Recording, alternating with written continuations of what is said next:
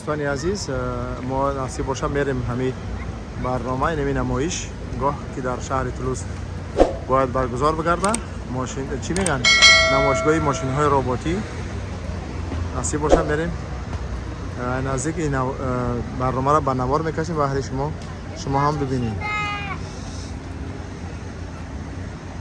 سلام دوستانی عزیز، امروز شما را خوش آمدید میگم به برنامه دیگری ما در مرکز شهر تولوز. امروز یک سپیتاکل شو و یک نمیفهم نمایشی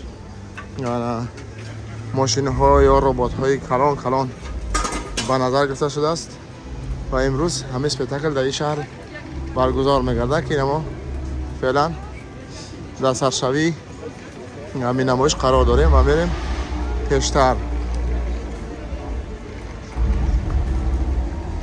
این آدم ها خیلی آدم هم زیاد اومده است و متاسفانه امروز هوا بارانی است، فعلا که خراب کرده است. خدا کنه که تمام روز بارانی نباشه و برنامه را خوب تماشا کنیم. این ببینید دوستان، همو رباط‌ها که چند وقت پیش ما در چیزم کانالم نوار شمان دادم، همه را بیرون آوردن، یعنی مرکز شهر آوردن. ببینید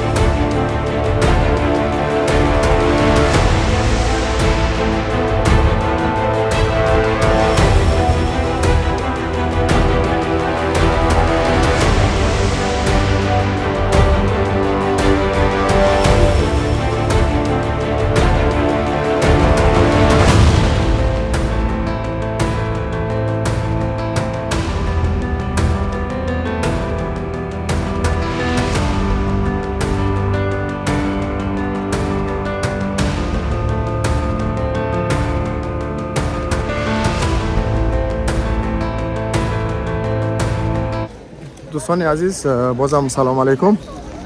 چه گفتیم امروز ما اومدیم با مرکز شهر تولوز. امروز هم یک اسپکتاکل یک نمایشگاه های یک نمایش ماشین های خیلی هم کلان و ربات های خیلی هم کلان و نصیب باشه با میریم دیگه طرف بگیم کو ببینیم دیگه ماشیناش در کجا هستند. برای در هر چند طرفی خیابان های مرکزی تولوز این ماشین ها جایگیر شدن و همش میروند در کاپیتال. گفتی که پاس جمع میشوند. اکم خیلی گفت مسئولی چرا پرسیدم همه نمایشه گفتم خیلی ما نمایش رای کردیم.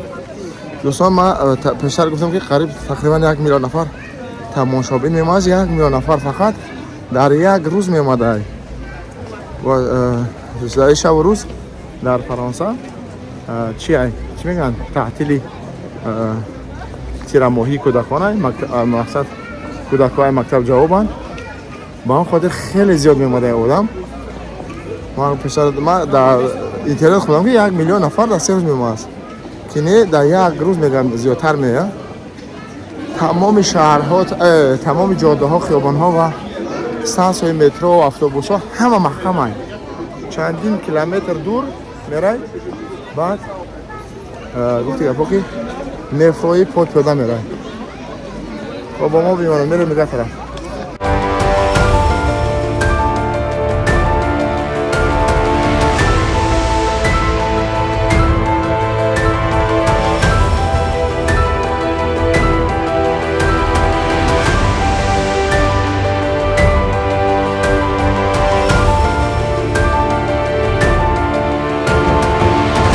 بچه‌های ما من تماشا میکنم. ماشاءالله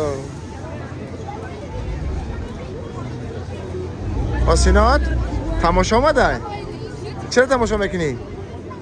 چرا تماشا میکنی؟ اومده قسطقام بره؟ ایده فکرش کمش چونانی ها اومدم قسطقام بره میره مالی تماشا کنی ولی قسطقام با میره. اینه پراش هم هوی کرد ای با پر داشته